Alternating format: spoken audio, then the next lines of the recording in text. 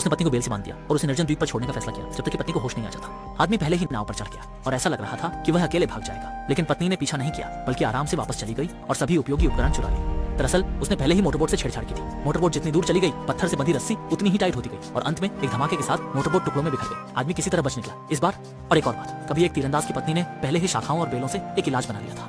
पति को सरप्राइज देने की तैयारी कर रही थी और आदमी पूरी तरह से अनजान था। पत्नी को ढूंढते ढूंढते गलती से एक गुफा में चला गया जहाँ प्राचीन सभ्यता के प्राचीन अवशेष छिपे हुए थे।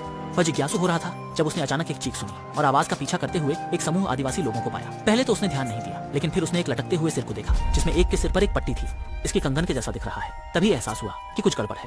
ये समूह शायद मानवभक्षी थे और आदमी डर से अग्नि की तरफ भाग गया। वह जंगल में तेजी से वापस भागा। उससे यह सब बताने की कोशिश की, लेकिन उसके बोलने से पहले ही पत्नी ने एक तीर चलाया जो पास के पेड़ पर जाकर लगा। पति वहीं खड़ा रह गया।